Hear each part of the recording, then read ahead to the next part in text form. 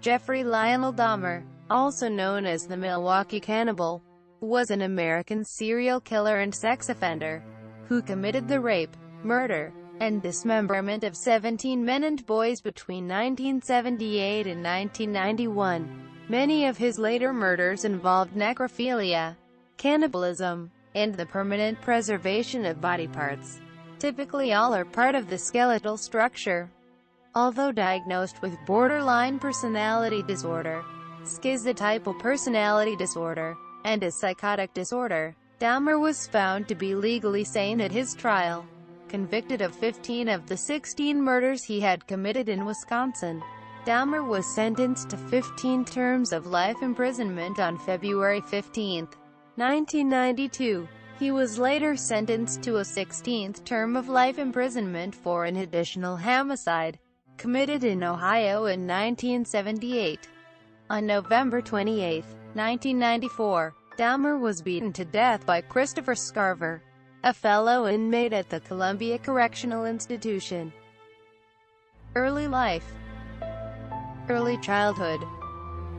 Jeffrey Dahmer was born on May 21, 1960 in West Allis, Wisconsin, the first of two sons, born to Joyce Annette, née Flint, and Lionel Herbert Dahmer. Dahmer's mother worked as a teletype machine instructor. Although Dahmer was doted upon as an infant and toddler by both parents, his mother was known to be tense, greedy for attention, and argumentative with both her husband and her neighbors. Dahmer himself recalled his early years of family life as being of extreme tension, which he noted, between his parents, whom he observed to be constantly arguing with each other. At elementary school, he was regarded as both quiet and timid by his peers. On his first grade report card, one teacher described Dahmer as a reserved child whom she sensed felt neglected. From an early age, Dahmer manifested an interest in animals. Friends later recalled Dahmer initially collected large insects, dragonflies, and butterflies, which he placed inside jars. Later, Dahmer, occasionally accompanied by one or more of his few friends, would collect animal carcasses from the roadside. These animals Dahmer would dismember either at home or in an expanse of woodland behind the family home. According to one friend, Dahmer would dismember these animals and store the parts in jars in the family's wooden tool shed, always explaining that he was curious as to how each animal fitted together. The Dahmer family relocated to Doylestown, Ohio, in October 1966. In 1968, the family relocated to Bath, Ohio. 2 years later, over a family meal of chicken, Dahmer asked his father what would happen if the bones of the chicken were to be placed in a bleach solution. Adolescents and high school. From his freshman year at Revere High School, Dahmer was seen by his peers as an outcast with few friends. Many of Dahmer's classmates later recollected being disturbed by the fact that he was known to drink both beer and spirits, which he smuggled into school inside the lining of his army fatigue jacket.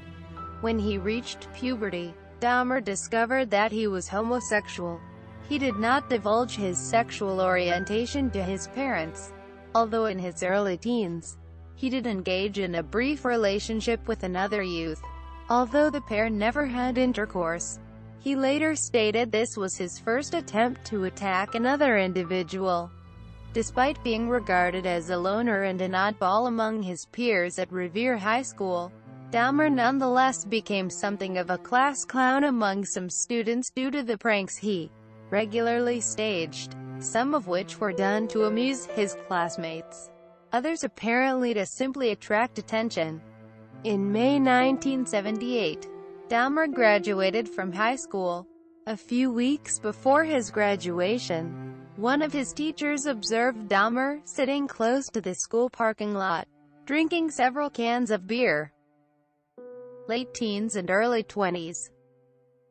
First murder and army service. Dahmer committed his first murder in the summer of 1978 at the age of 18, just 3 weeks after his graduation.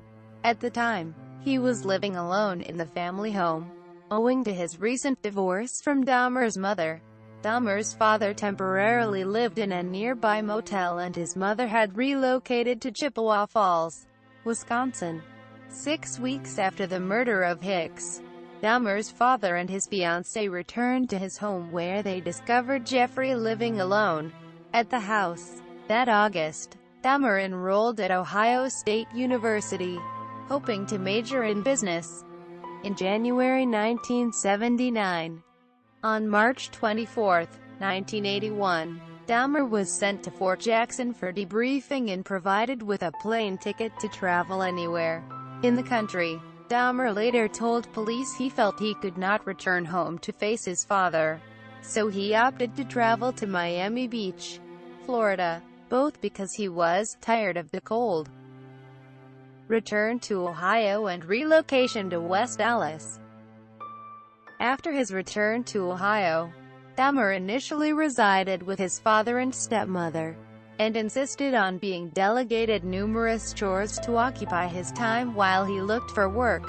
However, he continued to drink heavily and, just 2 weeks after his return, Dahmer was arrested for drunken disorderly conduct.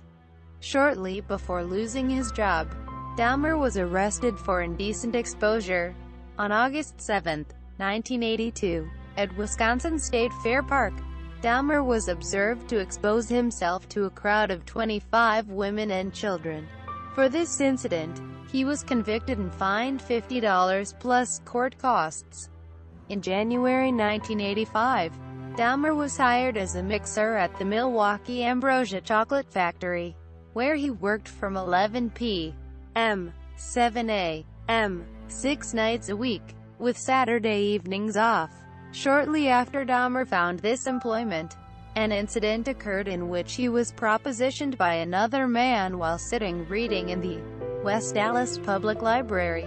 The stranger threw Dahmer a note offering to perform fellatio upon him, although Dahmer did not respond to this proposition. By late 1985, he had begun to regularly frequent the bathhouses, which he later described as being relaxing places. In August 1986. Late 20s, subsequent murders. Ambassador Hotel.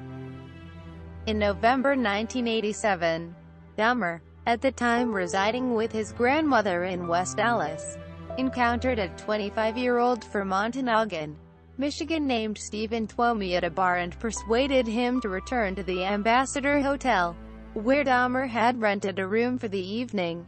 According to Dahmer, he had no intention of murdering Twomey, but simply intended to drug him and rape as he lay unconscious.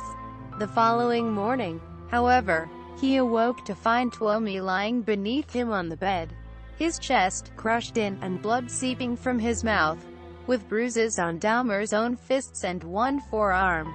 Dahmer stated he had absolutely no memory of having killed Twomey.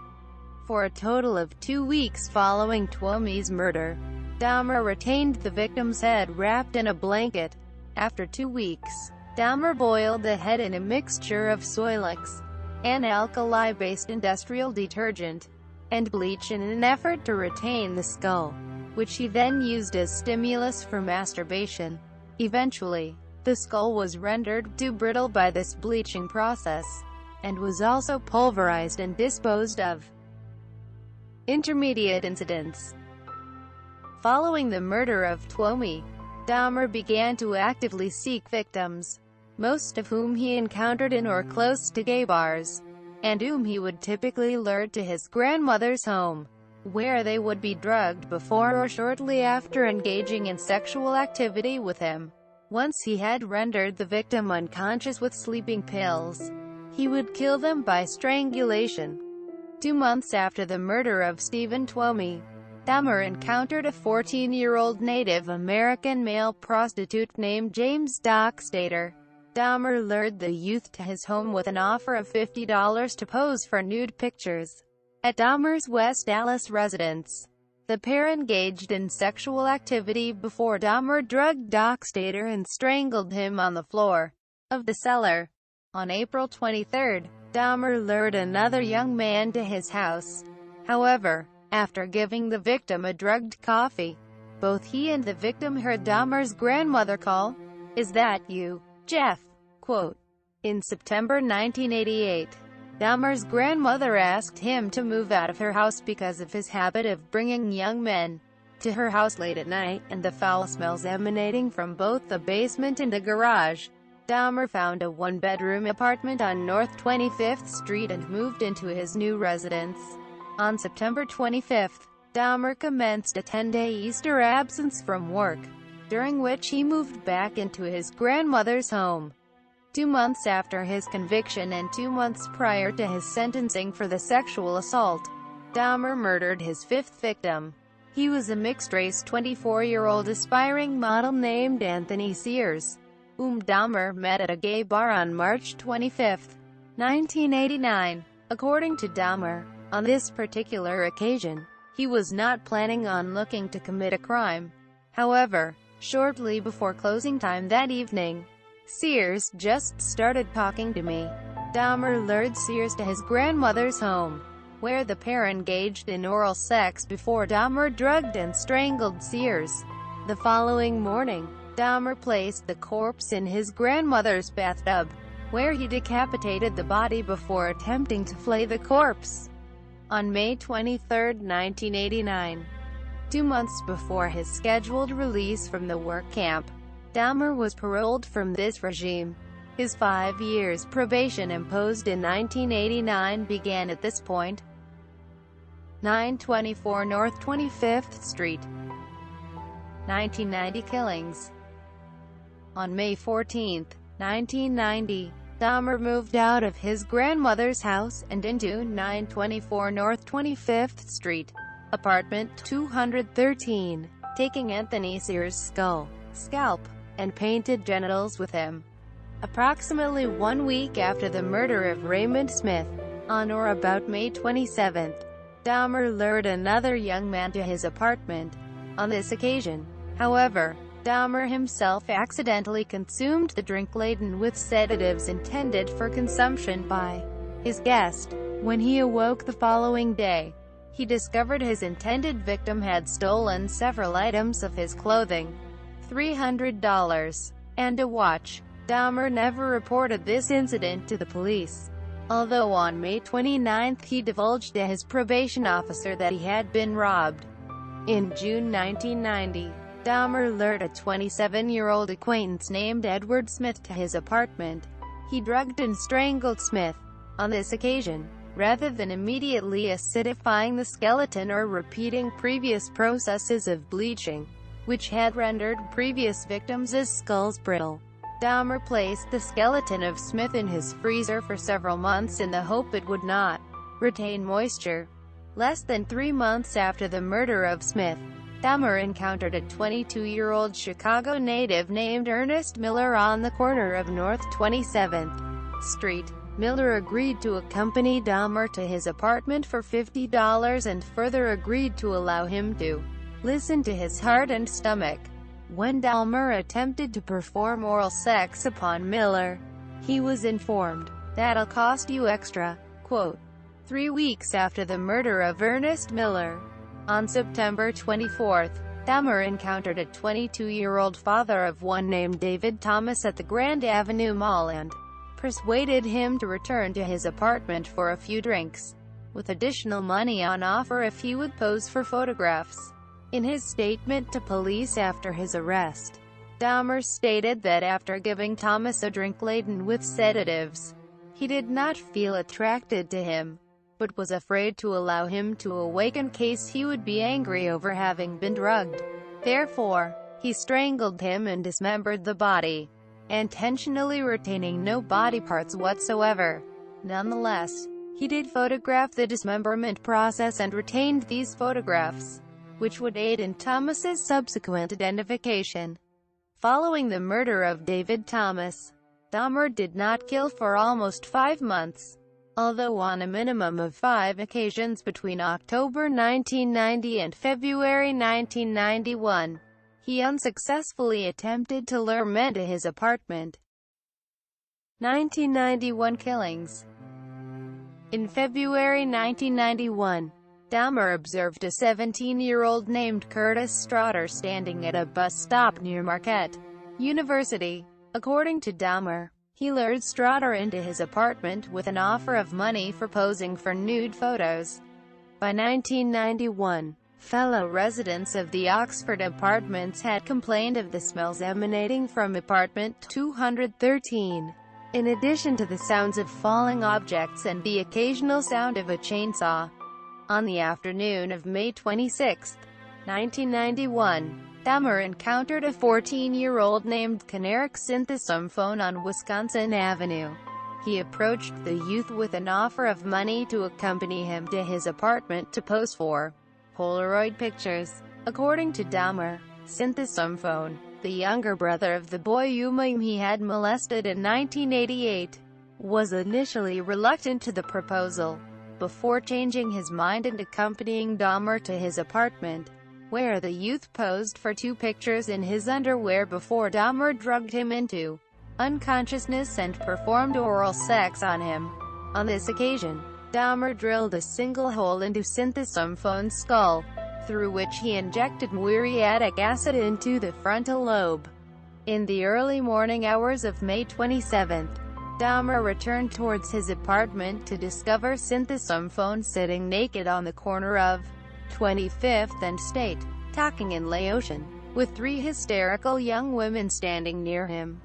Against the protests of the 3 women, the officers simply covered Synthesome with a towel and walked him to Dahmer's apartment where, in an effort to verify his claim that he and Synthesome were lovers, Dahmer showed the officers the 2 semi-nude Polaroid pictures he had taken of the youth the previous evening. The officers later reported having noted a strange scent reminiscent of excrement inside the apartment. This odor emanated from the decomposing body of Hughes. On June 30, Dahmer traveled to Chicago, where he encountered a 20-year-old named Matt Turner at a bus station. On July 15, Dahmer encountered 24-year-old arrest. On July 22, 1991, Dahmer approached 3 men with an offer of $100 to accompany him to his apartment to pose for nude photographs. Dahmer then brandished a knife and informed Edwards he intended to take nude pictures of him. In an attempt to appease Dahmer, Edwards unbuttoned his shirt, saying he would allow him to do so if he would remove the handcuffs and put the knife away. In response to this promise, Dahmer simply turned his attention towards the TV. Edwards observed Dahmer rocking back and forth and chanting before turning his attention back to him. He placed his head on Edwards' chest, listened to his heartbeat and, with the knife pressed against his intended victim, informed Edwards he intended to eat his heart. At 11:30 p.m. on July 22, Edwards flagged down 2 Milwaukee police officers at the corner of North 25th Street. The officers noted Edwards had a handcuff attached to his wrist. In the bedroom, Mueller noted there was indeed a large knife beneath the bed. He also saw an open drawer which, upon closer inspection, contained scores of Polaroid pictures, many of which were of human bodies in various stages of dismemberment. Mueller noted the decor indicated they had been taken in the very apartment in which they were standing. He walked into the living room to show them to his partner. A more detailed search of the apartment, conducted by the Criminal Investigation Bureau, revealed a total of 4 severed heads in Dahmer's kitchen. A total of 7 skulls, some painted, some bleached, were found in Dahmer's bedroom and inside a closet. Confession. Beginning in the early hours of July 23, 1991, Dahmer was questioned by Detective Patrick Kennedy as to the murders he had committed and the evidence found at his apartment. Over the following 2 weeks, Kennedy and, later, Detective Patrick Murphy would conduct numerous interviews with Dahmer which, when combined, would total over 60 hours. He readily admitted to having murdered 16 young men in Wisconsin since 1987, with one further victim, Stephen Hicks, killed in Ohio back in 1978. Most of the victims had been rendered unconscious prior to their murder, although some had died as a result of having acid or boiling water injected into their brain. As he had no memory of the murder of Twomey, he was unsure whether he was unconscious when beaten to death, although he did concede it was possible that his viewing the exposed chest of Stephen Twomey while in a drunken stupor may have led him to unsuccessfully attempt to tear Twomey's heart from his chest. Describing the increase in his rate of killing in the 2 months prior to his arrest, he stated he had been completely swept along. Indictment. Jeffrey Dahmer's July 25, 1991 mugshot, taken after he had been formally charged with 4 counts of murder. On July 25, 1991, Dahmer was charged with 4 counts of murder. By August 22, he would be charged with a further 11 murders committed in the state of Wisconsin. Dahmer was not charged with the attempted murder of Tracy Edwards. Trial. The trial of Jeffrey Dahmer began on January 30, 1992. Defense experts argued that Dahmer was insane due to his necrophilic drive, his compulsion to have sexual encounters with corpses. Defense expert Dr. Fred Berlin testified that Dahmer was unable to conform his conduct at the time that he committed the crimes because he was suffering from paraphilia, or, more specifically, necrophilia. Dr. Judith Becker, a professor of psychiatry and psychology, was the second expert witness for the defense. Becker also diagnosed Dahmer with necrophilia. The final defense expert to testify, forensic psychiatrist Carl Wallstrom, diagnosed Dahmer with borderline personality disorder, schizotypal personality disorder, necrophilia, alcohol dependence, and a psychotic disorder. The prosecution rejected the defense's argument that Dahmer was insane. Forensic psychiatrist Philip Resnick testified that Dahmer did not suffer from primary necrophilia because he preferred live sexual partners, as evidenced by his efforts to create unresistant, submissive sexual partners devoid of rational thought and to whose needs he did not have to cater.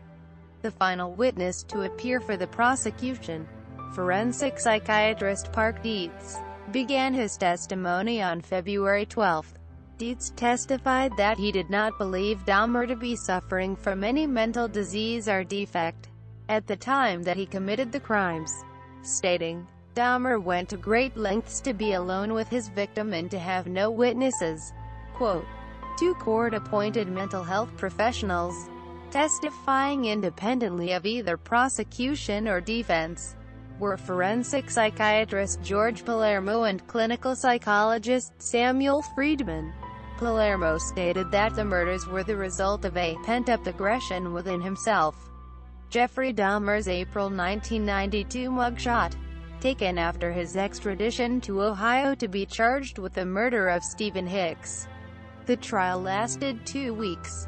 McCann argued that the act of murder was committed in hostility, anger, resentment, frustration, or hatred, and that the 15 victims for whose murder he was tried died merely to afford Dahmer a period of sexual pleasure. McCann further argued that by pleading guilty but insane to the charges, Dahmer was seeking to escape responsibility for his crimes.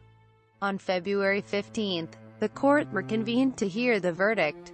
Dahmer was ruled to be sane and not suffering from a mental disorder at the time of each of the 15 murders for which he was tried. Upon hearing of Jeffrey's sentencing, his father Lionel and stepmother Sherry requested to be allowed a 10-minute private meeting with their son before he was transferred to the Columbia Correctional Institution in Portage to begin his sentence. This request was granted and the trio exchanged hugs and well wishes before Dahmer was escorted away to begin his sentence. 3 months after his conviction for 15 murders in Milwaukee, Dahmer was extradited to Ohio to be tried for the murder of his first victim, Stephen Hicks. Imprisonment. Upon sentencing, Dahmer was transferred to the Columbia Correctional Institution in Portage, Wisconsin, with Dahmer's consent. After 1 year in solitary confinement, he was transferred to a less secure unit, where he was assigned a 2-hour daily work detail cleaning the toilet block.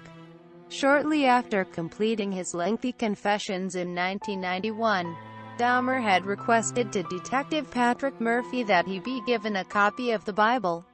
In July 1994, a fellow inmate, Osvaldo Durruti, attempted to slash Dahmer's throat with a razor embedded in a toothbrush as Dahmer returned to his cell from Rue Ratcliffe's weekly church service conducted in the prison chapel.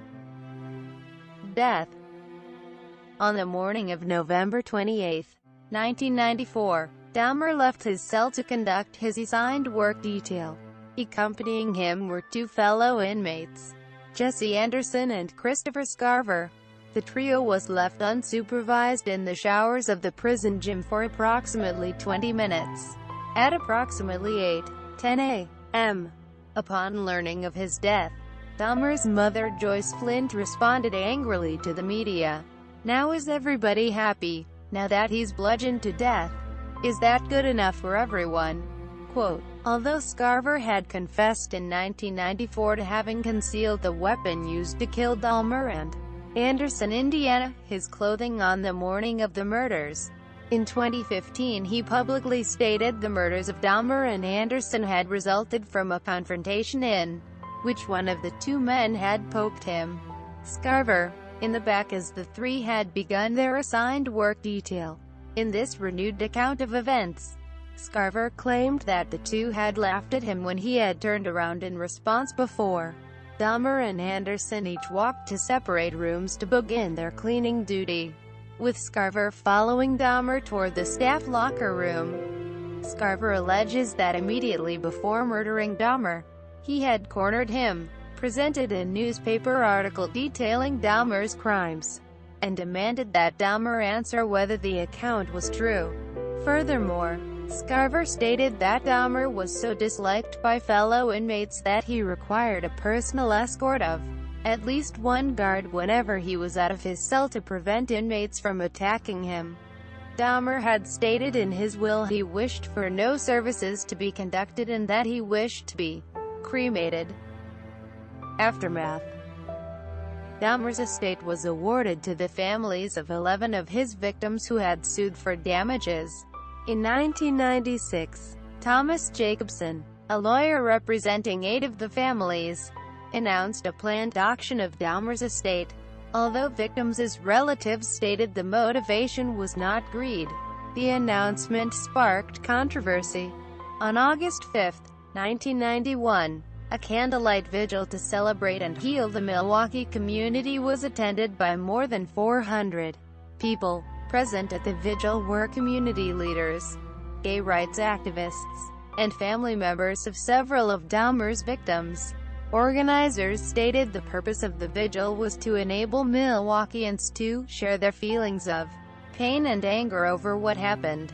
Quote, the Oxford Apartments at 924 North 25th Street, where Dahmer had killed 12 of his victims, were demolished in November 1992. The site is now a vacant lot. Alternate plans to convert the site into either a memorial garden, a playground, or to reconstruct new housing have failed to materialize. Lionel Dahmer retired from his career as an analytical chemist and lived with his new wife, Sherry, in Medina County, Ohio. Lionel is an advocate for creationism, and his wife was a member of the board of the Medina County, Ohio Horsemen's Council. Joyce Flint died of cancer in November 2000. Prior to her death, she had attempted suicide on at least 1 occasion. Known murder victims.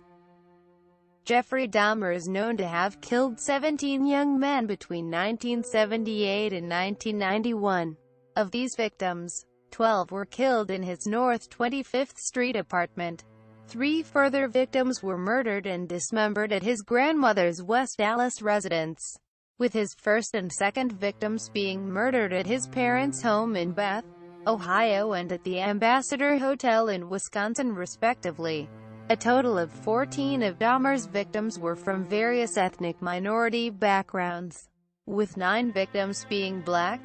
Although Dahmer was adamant the race of his victims was incidental to him and that it was the body form of a potential victim which attracted his attention. Most of Dahmer's victims were killed by strangulation after being drugged with sedatives, although his first victim was killed by a combination of bludgeoning and strangulation and his second victim was battered to death, with one further victim killed in 1990. Ernest Miller, dying of a combination of shock and blood loss due to his carotid artery being cut. 1978. June 18. Stephen Hicks, 18, last seen hitchhiking to a rock concert in Chippewa Lake Park. By Dahmer's own admission, what caught his attention to Stephen Hicks hitchhiking was the fact that the youth was bare-chested. He was bludgeoned with a dumbbell and strangled to death with this instrument before being dismembered, remains pulverized and scattered in woodland behind Dahmer's childhood home. 1987. November 20th. Stephen Twomey, 25, killed in a rented room at the Ambassador Hotel. Dahmer claimed to have no memory of murdering Twomey, yet stated he must have battered him to death in a drunken stupor. His body was dismembered in the basement of Dahmer's grandmother's house and the remains discarded in the trash. No remains were ever found. 1988. January 16th. James Dockstader, 14, met Dahmer outside a gay bar in Wisconsin. Dockstader was lured to West Allis on the pretext of earning $50 for posing for nude pictures. Dahmer strangled Dockstader and kept his body in the basement for a week before dismembering him and discarding the remains in the trash. No remains were ever found. March 24th. Richard Guerrero, 22, drugged and strangled in Dahmer's bedroom at West Allis. Dahmer dismembered Guerrero's corpse in the basement, dissolved the flesh in acid and disposed of the bones in the trash. He bleached and retained the skull for several months before disposing of it. No remains were ever found. 1989. March 25th. Anthony Sears, 24. Sears was the last victim to be drugged and strangled at Dahmer's grandmother's residence. He was also the first victim from whom Dahmer permanently retained any body parts. His preserved skull and genitals would be found in a filing cabinet at 924 North 25th Street, following Dahmer's arrest in 1991. 1990. May 20th. Raymond Smith, 32. The first victim to be killed at Dahmer's North 25th Street apartment. Smith was a male prostitute whom Dahmer encountered at a tavern. Dahmer gave Smith a drink laced with sleeping pills, then strangled him on his kitchen floor. His skull was spray-painted and retained. June 14th. Edward Smith, 27, a known acquaintance of Dahmer who was last seen in his company at a party. No remains were ever found. September 2nd. Ernest Miller, 22. Miller was a dance student whom Dahmer encountered outside a bookstore. According to Dahmer, he was especially attracted to Miller's physique. He was killed by having his carotid artery severed before being dismembered in the bathtub, with Dahmer storing his entire skeleton in the bottom drawer of a filing cabinet and his heart, biceps, and portions of his legs in the freezer for later consumption. September 24th. David Thomas, 22, encountered Dahmer near the Grand Avenue Mall. He was lured to Dahmer's apartment on the promise of money for posing nude. Once a laced drink had rendered Thomas unconscious, Dahmer decided he wasn't my type. Nonetheless, Dahmer strangled Thomas, taking Polaroid photos of the dismemberment process. No remains were ever found. 1991. February 18th. Curtis Strotter, 17, approached by Dahmer as he waited at a bus stop near Marquette University. Dahmer lured Strotter to his apartment, where the youth was drugged and then handcuffed and strangled before being dismembered in the bathtub. His skull, hands, and genitals were retained. April 7. Errol Lindsay, 19, the first victim upon whom Dahmer practiced what he would describe to investigators as his drilling technique, a procedure in which he drilled holes into the victim's skull, through which he injected muriatic acid into the brain. According to Dahmer, Lindsay awoke after this practice, after which he was again rendered unconscious with a drink laced with sedatives, then strangled to death. Dahmer flayed Lindsay's body and retained the skin for several weeks. His skull was found following Dahmer's arrest. May 24. Tony Hughes, 31. Hughes was a deaf-mute whom Dahmer lured to his apartment upon the promise of posing nude for photographs. As Hughes was deaf, he and Dahmer communicated using handwritten notes. He was strangled and his body left on Dahmer's bedroom floor for 3 days before being dismembered, with Dahmer photographing the dismemberment process. His skull was retained and identified from dental records. May 27. Caneric synthesophone, 14. The younger brother of the boy Dahmer had assaulted in 1988. Synthesophone was drugged and had muriatic acid injected into his brain before Dahmer left the youth unattended as he left the apartment to purchase beer. When he returned, he discovered Synthesophone naked and disoriented in the street, with 3 hysterical young women attempting to assist him. When police arrived, Dahmer persuaded them he and Synthesophone were lovers and that the youth was simply intoxicated. When police left Synthesophone with Dahmer in his apartment, Dahmer again injected muriatic acid into Synthesophone's brain, and this proved fatal. His head was retained in the freezer and his body dismembered.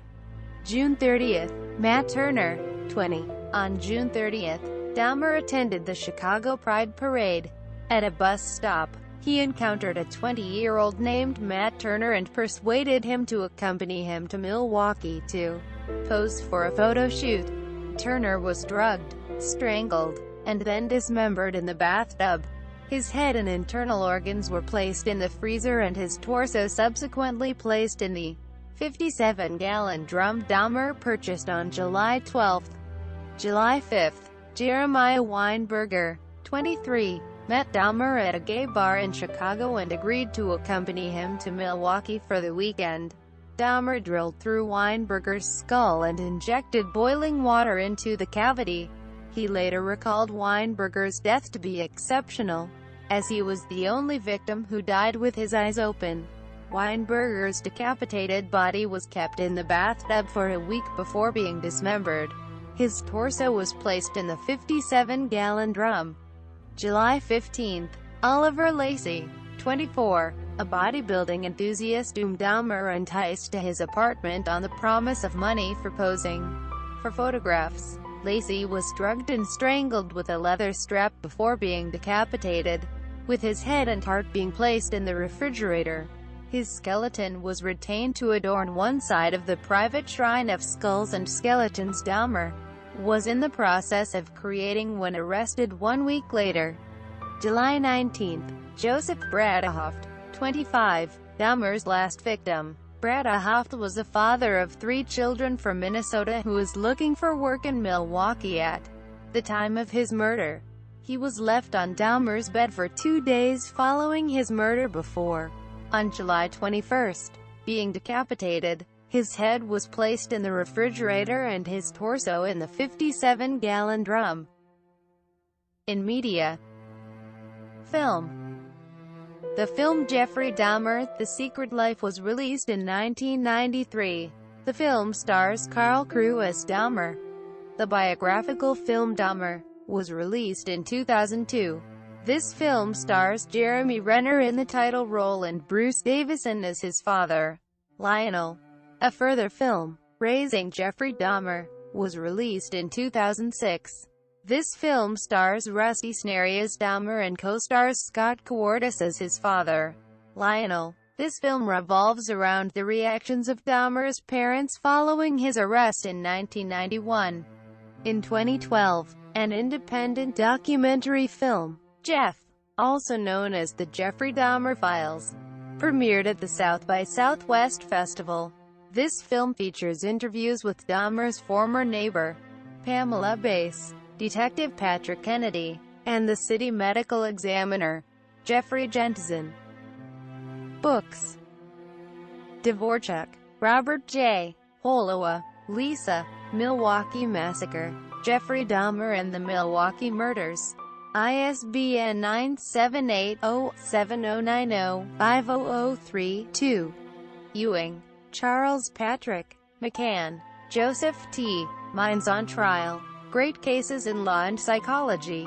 ISBN 978-0-1951-8176-0. Harris, Arthur J. Jeffrey Dahmer's Dirty Secret. The Unsolved Murder of Adam Walsh. ISBN 978-1-4392-3627-7.